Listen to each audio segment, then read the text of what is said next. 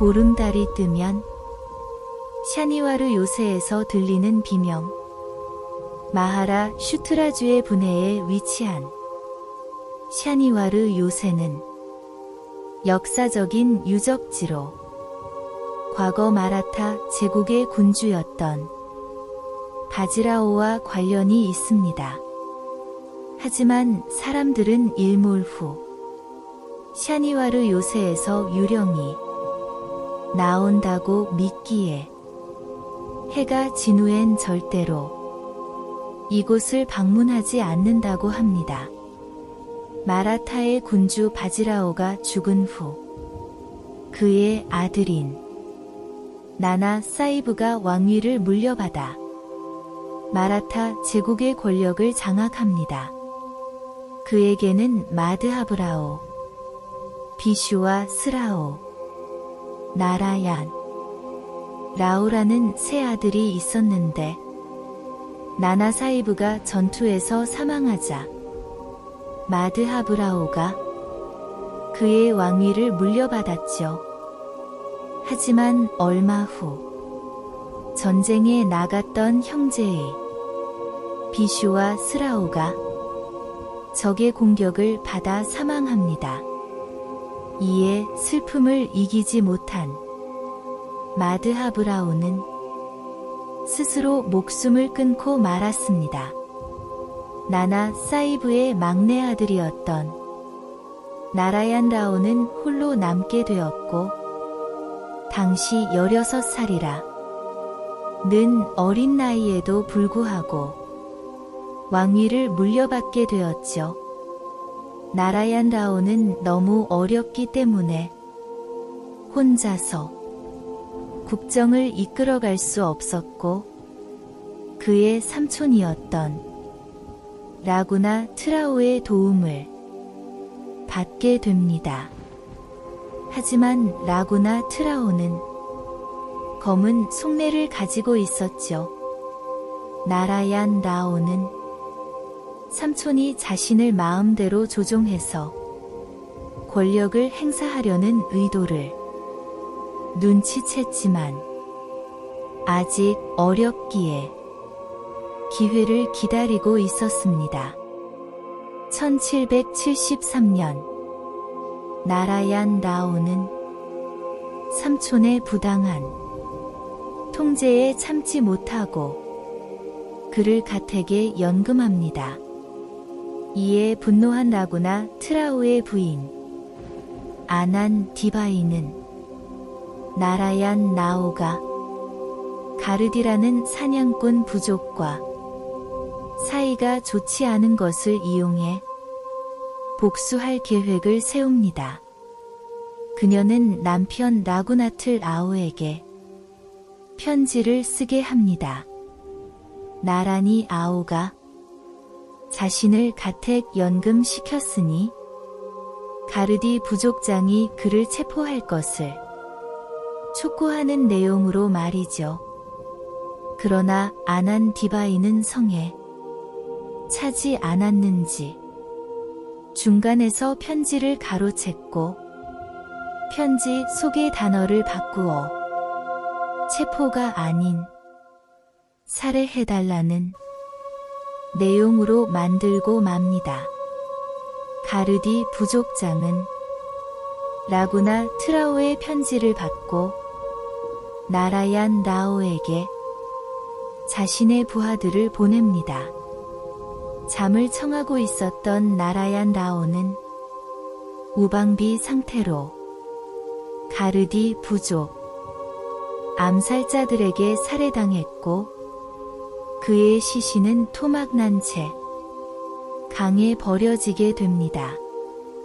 이후 보름달이 뜨는 밤이면 샤니와르 요새에는 어린 나라얀 라오 왕의 비명과 울음소리가 들린다는 소문이 퍼지게 된 것이죠.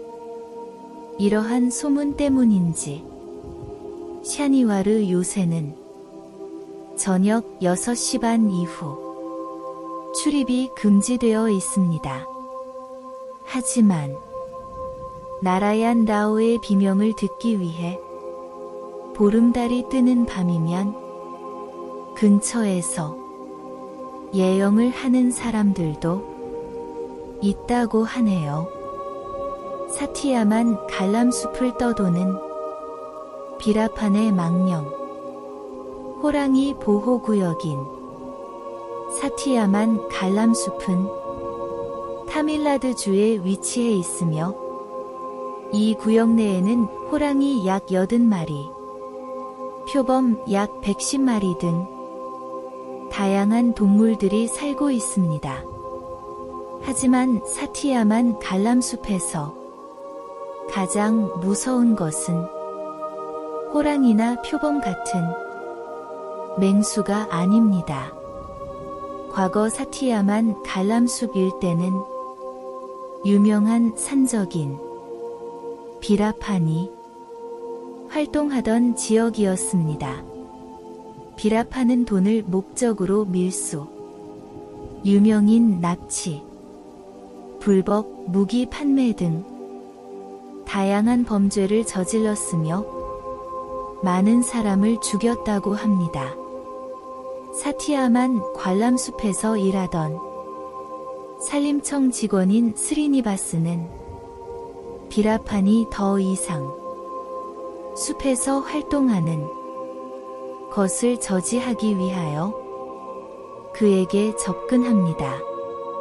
주변 마을 사람들과 신뢰관계를 쌓아오던 스리니바스는 비라판과 접촉하는 데에 성공했고, 비라판은 스리니바스에게 비무장인 상태로 와야만 범죄 활동을 멈추고 자수하겠다는 제안을 했죠. 하지만 비라판에게 비무장인 상태로 방문했던 스리니바스는 바로 납치되었고 잔인한 고문에 시달리다가 결국 참수를 당하고 맙니다.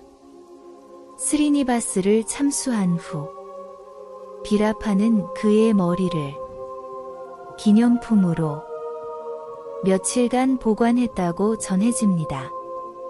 당시 스리니바스와 함께 일했던 산림청 관계자에 따르면 비라판과 그의 팀원들은 민간인을 포함해서 총 184명의 사람을 살해했고 2,000마리의 코끼리를 도살했으며 인근 지역에서 고급 목재인 대량의 백단목을 약탈했습니다.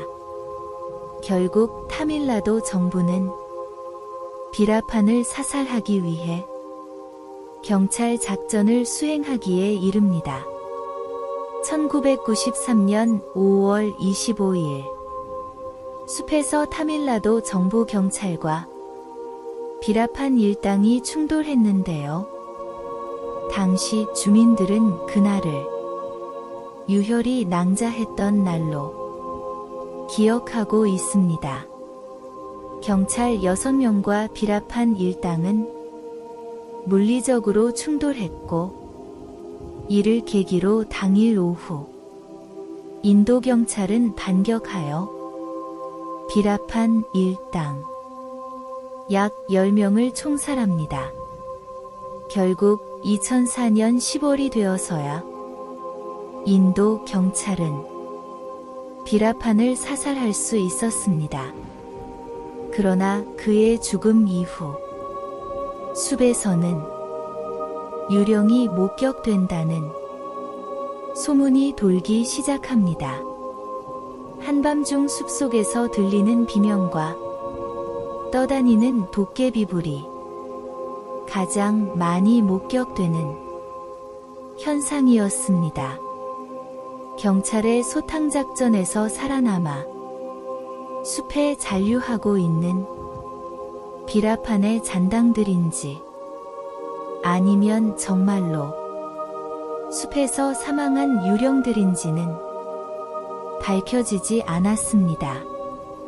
지역 주민들은 숲에 얽힌 잔혹한 과거를 기억하고 있습니다. 당신이 이곳을 방문한다면 조심해야 할 것은 호랑이와 표범뿐만이 아닙니다. 그곳에서 죽은 망령들의 공격도 조심해야 할 테니까요.